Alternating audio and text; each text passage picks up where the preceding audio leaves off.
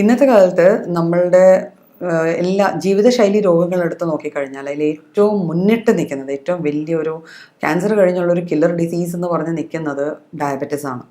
അതായത് നമ്മൾ ഓമനപ്പേര് ഷുഗർ എന്ന ഓമനപ്പേരിട്ട് വിളിക്കുന്ന പ്രമേഹം എന്നുള്ളൊരു അസുഖമാണ് നമ്മളുടെ സമൂഹത്തിൽ ഏറ്റവും കൂടുതൽ. ഇപ്പം നമ്മളൊരു 10 പേരെ എടുത്ത് നോക്കിയാൽ അതിലൊരു 6 തൊട്ട് 7 വരെയുള്ള ആൾക്കാർ ഡയബറ്റിക് അല്ലെങ്കിലും പ്രീ ഡയബറ്റിക് എങ്കിലും ആയിരിക്കും. പ്രീ ഡയബറ്റിക് എന്ന് വെച്ചാൽ അവർക്ക് ഡയബറ്റിസ് വരാനുള്ള സാധ്യത കൂടുതലായിരിക്കും. അപ്പോൾ എന്തുകൊണ്ടിത് വന്നു എന്നുള്ളൊരു കാരണം നമുക്കറിയാം. നമ്മളുടെ ജീവിതശൈലി എന്ന് പറയുമ്പോൾ നമ്മൾ കഴിക്കുന്ന ഭക്ഷണത്തിൽ നിന്നാണ് എപ്പോഴും നമ്മളുടെ ബോഡിയിൽ ഷുഗറിൻ്റെ റെഗുലേഷൻ നടക്കുക. നമ്മുടെ ബോഡിയിൽ രക്തത്തിൽ എത്രമാത്രം ഷുഗർ വന്ന് ചേരുന്നുണ്ട് അല്ലെങ്കിൽ ഗ്ലൂക്കോസ് വന്ന് ചേരുന്നുണ്ടെന്നുള്ളത് നമ്മൾ കഴിക്കുന്ന ഭക്ഷണത്തിന് ഡിപ്പെൻഡ് ചെയ്യും. ഇത് കൂടാതെ ഇതിൽ കുറച്ച് കോൺട്രിബ്യൂട്ടറി ഫാക്ടേഴ്സ് ഉണ്ട്. കോൺട്രിബ്യൂട്ടറി ഫാക്ടേഴ്സ് എന്ന് പറയുമ്പോൾ നമ്മൾ കഴിക്കുന്ന ചില മരുന്നുകൾ, പിന്നെ നമ്മളുടെ ദിനചര്യകൾ, നമ്മൾ ഇപ്പം പണ്ടത്തെ പോലെ നടക്കുന്നില്ല, നമ്മുടെ ബോഡി ഒട്ടും തന്നെ എക്സസൈസ് ചെയ്യുന്നില്ല. എക്സസൈസിൻ്റെ കുറവാണ് ഒരു വിധത്തിൽ പറഞ്ഞാൽ നമ്മുടെ പാൻക്രിയാസ് ഗ്ലാൻഡിൻ്റെ ആ ഗ്രന്ഥിയുടെ പ്രോപ്പർ ഫങ്ഷനിങ്ങിനെ ബാധിക്കുകയും അതുമൂലമാണ് പലപ്പോഴും അതാണ് ശരിക്കും ഡയബറ്റീസിനുള്ള മെയിൻ റീസൺ. നമ്മുടെ പാൻക്രിയാസ് ഗ്രന്ഥിയിൽ നിന്നുണ്ടാവുന്ന ഇൻസുലിൻ്റെ അളവിൽ വരുന്ന വ്യതിയാനങ്ങളാണ്. അപ്പം അതുമൂലം പിന്നെ ഇൻസുലിൻ റെസിസ്റ്റൻസ് ഡെവലപ്പ് ചെയ്യുന്നു. അപ്പോൾ ഇത്തരത്തിലുള്ള ഇതിനൊക്കെ കാരണം നമ്മുടെ ജീവിതശൈലിയിൽ വരുന്ന മാറ്റങ്ങളാണ്. അപ്പോൾ നമ്മുടെ ബോഡിയിൽ ഷുഗർ ലെവൽസ് കൂടിയിട്ടുണ്ടോ അല്ലെങ്കിൽ കുറഞ്ഞിട്ടുണ്ടോ എന്ന് നമ്മൾ എങ്ങനെ അറിയും? ഒറ്റ മാത്രമേ ഇപ്പം റെഗുലറായിട്ട് പലരും ബ്ലഡ് ടെസ്റ്റ് ചെയ്യാറുണ്ട് ഷുഗർ ലെവൽസിന് വേണ്ടി നോക്കാൻ വേണ്ടി. പക്ഷേ അതിപ്പോൾ ഒരു ഗ്ലൂക്കോമീറ്റർ വെച്ചോ വീട്ടിൽ വെച്ചോ ലാബിൽ വെച്ചോ ഒക്കെ നോക്കാറുണ്ട്. പക്ഷെ പലപ്പോഴും അത് ചെയ്യാൻ തുടങ്ങുന്ന എപ്പോഴാണ്? നമുക്ക് ബ്ലഡ് ഷുഗർ കൂടിയിട്ടുണ്ട് എന്ന് അറിഞ്ഞു കഴിഞ്ഞാൽ മാത്രമാണ്. അല്ലാത്ത പക്ഷം ഒരു വ്യക്തി എങ്ങനെ അറിയും എനിക്ക് ഷുഗർ വരാനുള്ള ചാൻസ് ആണ്, ഞാൻ പ്രീ ഡയബറ്റിക് ആണ്, അല്ലെങ്കിൽ അങ്ങനത്തെ ഒരു കണ്ടീഷനിലൂടെയാണ് ഞാൻ പോകുന്നതെന്ന് എങ്ങനെ അറിയും എന്ന് നമുക്ക് ജസ്റ്റ് ഒന്ന് നോക്കാം. അതായത് നമ്മുടെ ബോഡിയിൽ നമുക്ക് എന്ത് ആക്ടിവിറ്റി ചെയ്യണമെങ്കിലും നമുക്ക് വേണ്ട സാധനമാണ് ഷുഗർ. അപ്പോൾ നമ്മുടെ ബോഡിയിൽ ഷുഗർ എന്ന് വെച്ചാൽ ഗ്ലൂക്കോസ് എന്ന രീതിയിൽ നമ്മുടെ ഓരോ കോശങ്ങളിലും അത് വേണം. അപ്പോൾ പലപ്പോഴും ചില കാരണങ്ങളാൽ ഞാൻ പറഞ്ഞല്ലോ നേരത്തെ ഇൻസുലിൻ എന്നുള്ള ഒരു ഹോർമോണിൻ്റെ അഭാവത്തിൽ പലപ്പോഴും നമ്മുടെ ഈ ഓരോ കോശത്തിന് വേണ്ട എനർജിക്കുള്ള ഷുഗർ എടുക്കാൻ പറ്റാണ്ട് വരും. അപ്പോൾ എന്താ പറ്റുക? ബ്ലഡിൽ ഷുഗർ ലെവൽസ് കൂടുതലായിരിക്കും, പക്ഷേ ഈ കോശങ്ങളിൽ ഷുഗർ കാണത്തില്ല. അപ്പോൾ ഇതിന് ജോലി ചെയ്യാൻ വേണ്ട എനർജിക്ക് വേണ്ടി ഇതെന്താ ചെയ്യുക? ശരീരത്തിലെ കോശങ്ങളെ തന്നെ അത് സെൽഫ് ഈറ്റിംഗ് അല്ലെ സെൽഫ് ഡിസ്ട്രക്ഷൻ തുടങ്ങും. അതുകൊണ്ട് പലപ്പോഴും പല ആൾക്കാരും ഷുഗർ ഉണ്ട് എന്ന് ആദ്യമായിട്ട് അറിയുന്നത് അവരുടെ ശരീരം വല്ലാണ്ട് മെലിയാൻ തുടങ്ങുമ്പോഴാണ്. അപ്പോൾ വല്ലാതെ ശരീരത്തിൽ അകാരണമായി പ്രത്യേകിച്ച് കാരണങ്ങളൊന്നുമില്ല, നമ്മളുടെ ചര്യകളിലൊന്നും മാറ്റം വന്നിട്ടില്ല, പക്ഷെ പെട്ടെന്ന് നമ്മുടെ ശരീരം ശോഷിക്കാൻ തുടങ്ങുന്നു. നമുക്ക് സസ്പെക്റ്റ് ചെയ്യാവുന്നതാണ് അയാൾക്ക് ഷുഗർ ഉണ്ട്. അതുപോലെ തന്നെ ഒരു വ്യക്തി വല്ലാണ്ട് വണ്ണം വെച്ച് തുടങ്ങുമ്പോഴും പ്രീ ഡയബറ്റിക് ആവാൻ ചാൻസസ് ഉണ്ട്.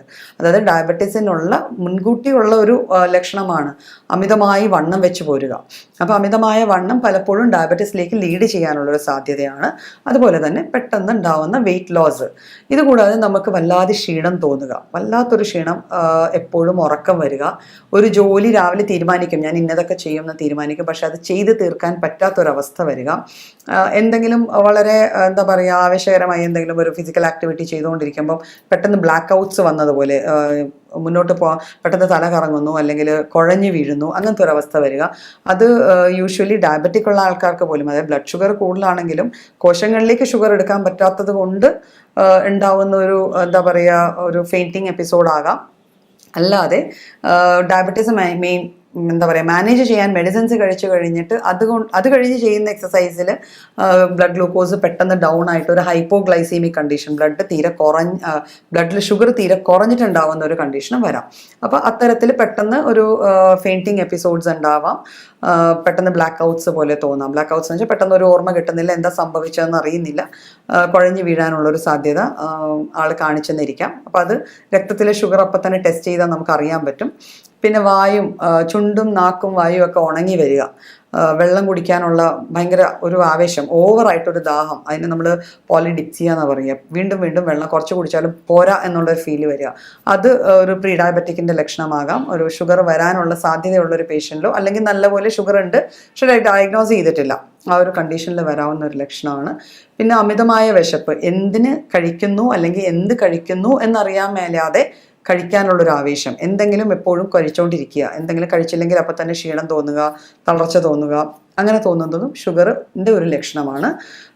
പിന്നെ പൊതുവേ നമുക്കൊക്കെ നമ്മൾ വാട്ടർ ഇൻടേക്കിനനുസരിച്ച് തന്നെ യൂറിൻ പാസ് ചെയ്യാറുണ്ട്.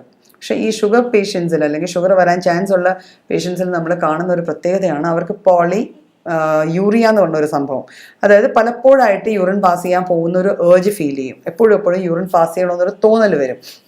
ഇപ്പം പലപ്പോഴും ഇത് നമ്മൾ ഡേ ടൈമിൽ നോട്ട് ചെയ്യണമെന്നില്ല. ഇത് യൂഷ്വലി നോട്ട് ചെയ്യണത് ഉറക്കത്തിലായിരിക്കും.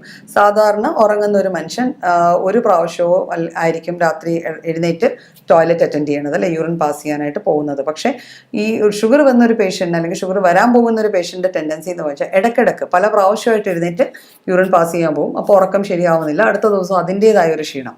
അപ്പോൾ ഇത്തരത്തിലെ ലക്ഷണങ്ങൾ കാണിക്കുന്ന ഒരു വ്യക്തിയിൽ നമുക്ക് ഷുഗർ ലെവൽസ് കൂടുതലാണ് അല്ലെങ്കിൽ കൂടുതലാകാനുള്ള സാധ്യതയുണ്ട് എന്ന് സംശയിക്കാം. പിന്നെ അതുകൂടാതെ പഴയ ആൾക്കാർ പണ്ടേ പറയാറുണ്ട്, കൈ മുറിഞ്ഞാൽ പെട്ടെന്ന് പൊറുക്കുന്നില്ല, അല്ലെങ്കിൽ ഇപ്പോൾ ഒരു മുറിവുണ്ടായാൽ, ഒരു വ്രണം ഉണ്ടായാൽ അത് ഉണങ്ങാൻ താമസം എടുക്കുക, അതും ഷുഗറിൻ്റെ ഒരു ലക്ഷണമായിട്ട് തന്നെ നമുക്ക് കണക്കാക്കാം. പിന്നെ പല കാര്യങ്ങളും നമ്മളുടെ ഓർമ്മയിൽ നിൽക്കുന്നില്ല. വായിൽ ചെറിയ ഇപ്പം വായ്പുണ്ണോ വല്ലതും വന്നു കഴിഞ്ഞാൽ അത് ഹീൽ ചെയ്യാൻ ബുദ്ധിമുട്ടുണ്ടാവുക. ഗുഹ്യഭാഗങ്ങളിൽ ചൊറിച്ചിലുണ്ടായിട്ട് നമ്മൾ എന്തെല്ലാം എക്സ്റ്റേണൽ ആപ്ലിക്കേഷൻസോ മരുന്നുകളോ ഒക്കെ ഉപയോഗിച്ച് കഴിഞ്ഞാൽ ഈ ചൊറിച്ചിൽ മാറാണ്ടിരിക്കുക.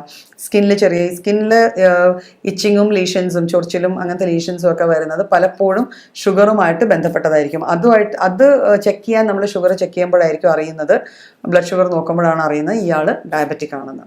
അപ്പോൾ ഇത്തരത്തിൽ സ്കിന്നിൽ നമ്മളുടെ ജനറൽ ബോഡിയിൽ ഉണ്ടാവുന്ന ചേഞ്ചസ് നമുക്ക് നോട്ട് ചെയ്ത് കഴിഞ്ഞാൽ നമുക്ക് ഒരു ഊഹം കിട്ടും നമുക്ക് ഡയബറ്റീസ് വരാൻ പോകുന്നുണ്ടോ, അല്ലെങ്കിൽ നമ്മുടെ ബ്ലഡ് ഷുഗർ കൂടിയിട്ടുണ്ടോ, അല്ലെങ്കിൽ അത് വല്ലാണ്ട് കുറഞ്ഞിട്ടുണ്ടോ എന്നറിയാൻ ഈ വക സിംറ്റംസ് സഹായകരമാണ്.